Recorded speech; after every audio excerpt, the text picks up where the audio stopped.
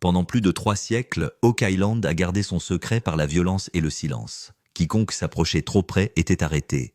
Certains étaient repoussés par des tunnels inondés qui se remplissaient plus vite que les hommes ne pouvaient courir.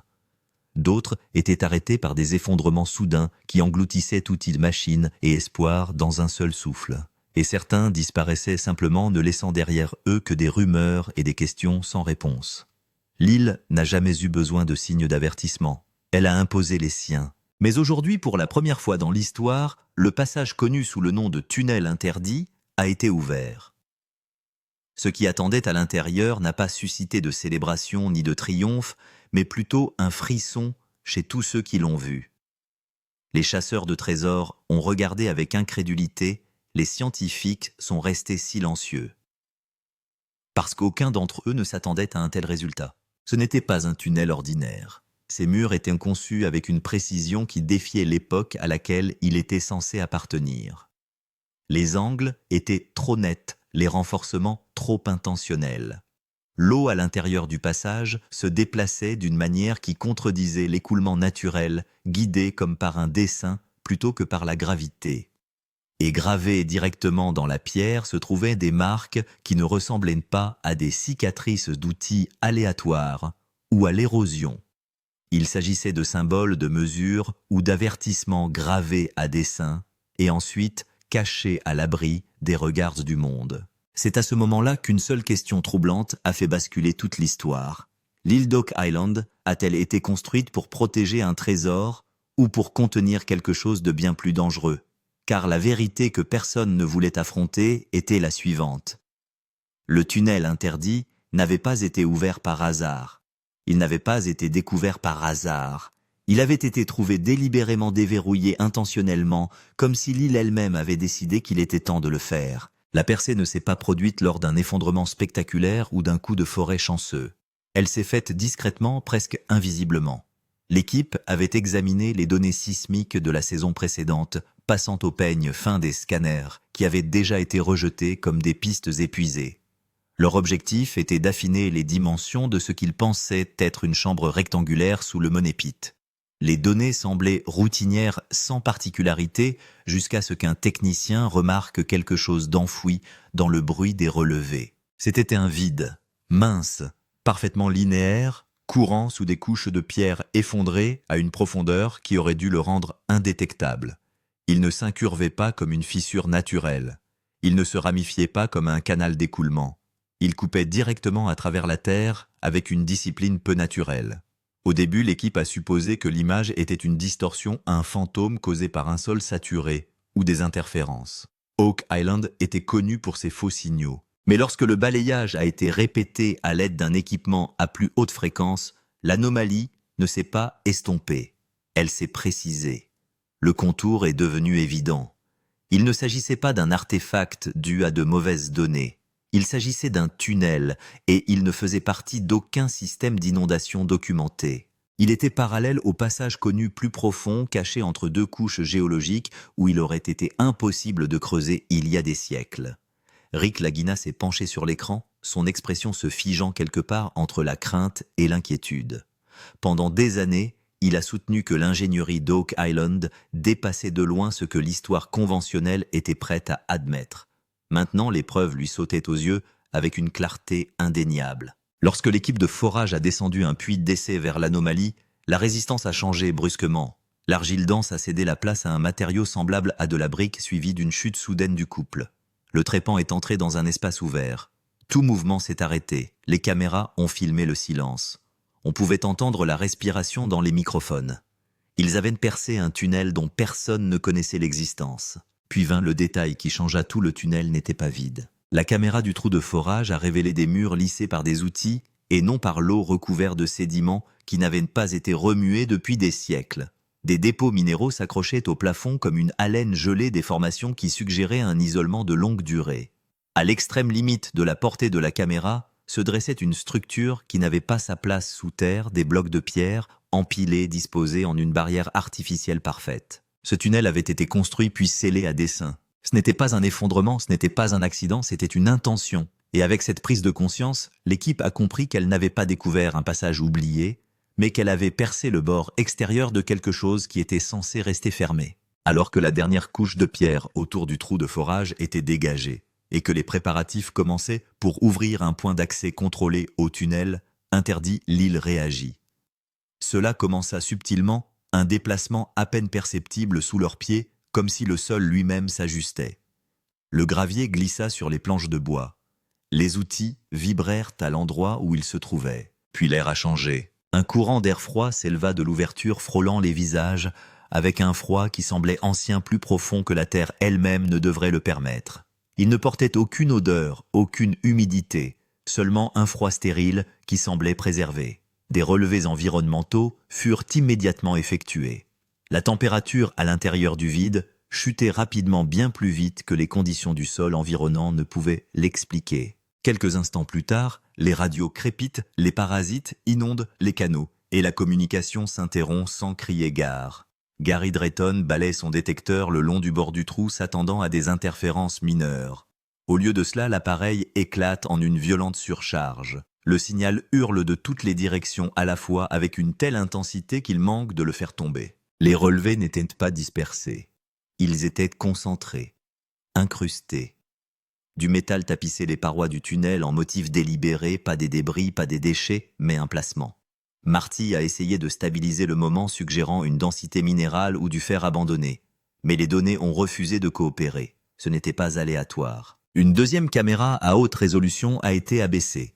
Au début seul de la poussière flottant dans l'air glacial est apparue dans le faisceau. Puis les murs ont émergé, lisses, raffinés, symétriques à un degré qu'aucun des premiers colons n'aurait pu atteindre. La géométrie était indubitable. Il ne s'agissait pas de fouilles désespérées, mais bien d'une construction planifiée. Soudain, l'image est secouée. Pas une perte de signal, mais une distorsion brutale, comme si quelque chose avait frappé la caméra depuis l'intérieur même du tunnel. Lorsque l'image se stabilise, l'objectif fait de nouveau face à la barrière. Un mur de blocs de pierre superposés si bien ajusté que même la lumière de la caméra ne peut pas en trouver les joints. Les pierres étaient enduites de la même argile couleur rouille que celle rencontrée plus tôt, un composé de scellement chimiquement avancé au-delà de son temps supposé. De la poussière glissa sur la surface.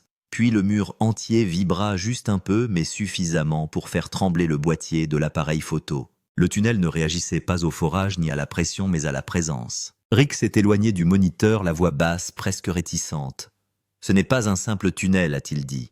Il est gardé. » Cette prise de conscience s'est accompagnée d'une réflexion qu'aucun d'entre eux n'a voulu formuler à voix haute. Si ce tunnel existait pour empêcher quelque chose d'entrer, alors qu'avait-il été construit pour empêcher d'entrer? La décision de rompre la barrière étanche n'a pas été prise à la légère. Tous les experts présents ont reconnu que le mur était intentionnel. Des blocs de calcaire fusionnés avec un mélange d'argile qui a déconcerté les chimistes. Une partie du produit d'étanchéité, une partie de l'agent de liaison et une partie du composé inconnu qui avait maintenu un joint étanche à l'air pendant des générations. Lorsque le trépan s'est enfoncé dans la barrière, la pierre a émis une résonance profonde et creuse qui s'est répercutée dans le trou de forage, un son qui ressemblait moins à une rupture de la roche qu'à un réveil de quelque chose d'ancien. La poussière monte en spirale et brille dans la lumière. L'air s'épaissit, le froid s'intensifie. Même les opérateurs chevronnés échangent des regards inquiets. Oak Island n'avait jamais réagi de la sorte auparavant. La foreuse a percé la barrière à une distance de 16 pouces exactement. Et à cet instant, tout a changé. Une bouffée d'air s'est engouffrée par l'ouverture non pas froide comme auparavant, mais chaude d'une chaleur dérangeante comme si elle était enfermée dans une chambre profondément souterraine. L'objectif de l'appareil photo s'est embué et éclairci en un seul instant. Puis est venu le bruit, un profond gémissement métallique qui ne provenait ni d'une foreuse, ni d'un appareil de forage, ni d'une pierre. Les yeux de Rick s'écarquillent et Marty se penche pour tenter de localiser la source de la vibration. Mais avant que quiconque ne puisse réagir, la brèche fraîchement ouverte s'est élargie d'elle-même comme si la pression emprisonnée depuis des siècles avait enfin pu s'échapper. Lorsque la poussière s'est dissipée et que la caméra a avancé, la réalité s'est révélée.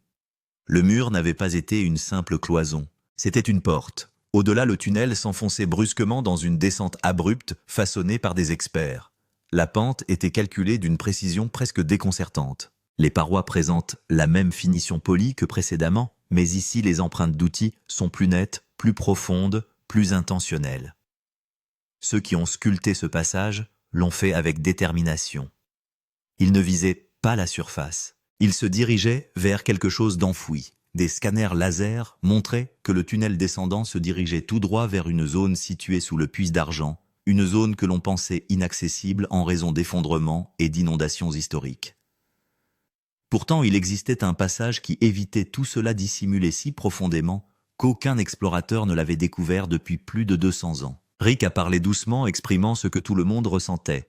Il ne s'agit pas d'un puits de trésor, a-t-il fait une pause. Il s'agit d'un accès, l'accès à ce qui restait inconnu. Mais à mesure que le faisceau de la caméra s'étendait dans l'obscurité, la réponse semblait plus proche et beaucoup plus dangereuse que jamais. L'équipe a compris que la descente abrupte dans le tunnel nouvellement exposé était trop risquée pour une entrée humaine. Elle a donc déployé le rover, un petit robot à chenilles équipé de projecteurs de scanner à ultrasons et d'un cadre renforcé conçu pour les terrains souterrains instables. Alors que le rover s'enfonçait dans l'obscurité, le flux vidéo a vacillé, puis s'est stabilisé, montrant des parois lisses et inclinées qui semblaient avoir été conçues plutôt que simplement sculptées. Chaque angle, chaque courbe correspondait parfaitement, comme si elles avaient été construites à partir de plans dépassant de loin les outils primitifs des premiers colons. À mi-parcours, les instruments du rover ont détecté des espaces creux qui se ramifiaient à partir du tunnel principal. Au début, il s'agissait de petites irrégularités de balayage, peut-être des vides naturels. Mais à mesure que le rover s'approchait, la vérité devenait évidente et il ne s'agissait pas d'accidents géologiques. Il s'agissait d'alcôves des cavités de forme régulière creusées directement dans les parois du tunnel. Certaines étaient scellées par de la pierre, d'autres partiellement effondrées, mais toutes avaient les mêmes dimensions.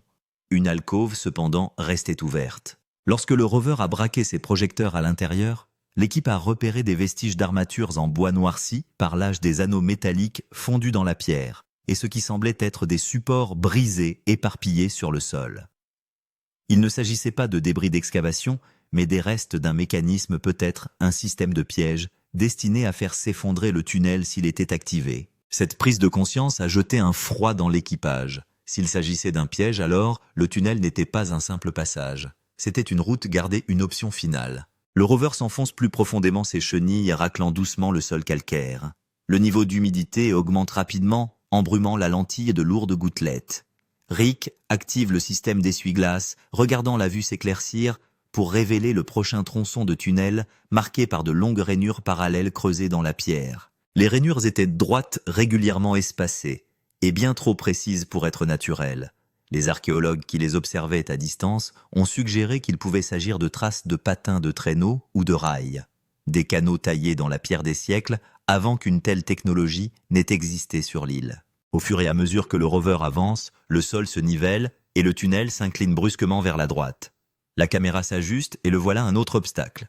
Mais contrairement au premier, celui-ci n'est pas en pierre. Ce n'était ni du bois, ni de la maçonnerie liée à l'argile, mais du métal, un mur métallique massif, s'élevant du sol au plafond dont la surface est ternie par l'âge mais manifestement artificielle. Les projecteurs du rover se reflétaient sur de légères gravures géométriques des triangles, et des lignes se croisant et taillées à des angles précis qui laissaient présager des connaissances mathématiques bien supérieures à celles des bâtisseurs connus d'Oak Island.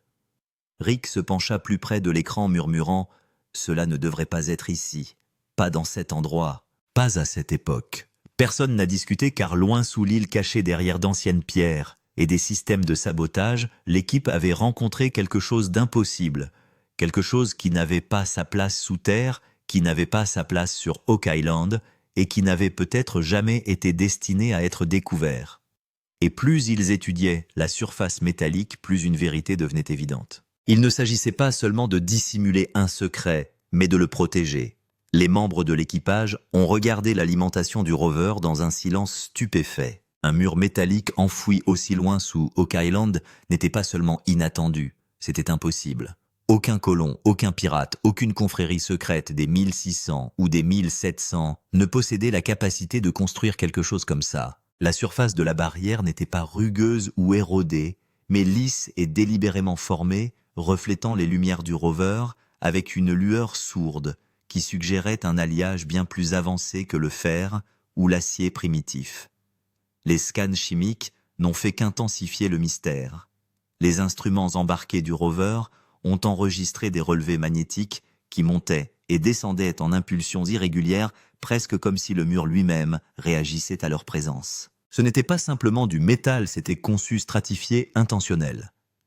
Lorsque la caméra a zoomé plus près, de faibles symboles sont apparus au grand jour. Il ne s'agit pas de marques sculptées à la main, mais de dessins gravés de triangles entrecroisés, de lignes droites, d'angles répétés, qui ressemblent à des fragments d'un système codé. Un archéologue qui les observait à distance les a comparés à d'anciens symboles de navigation, tandis qu'un autre a soutenu qu'ils ressemblaient à des signes cartographiques proto-templares. Mais même ces explications se sont effondrées au fur et à mesure que le rover s'enfonçait dans les profondeurs. Les marques n'étaient pas chaotiques.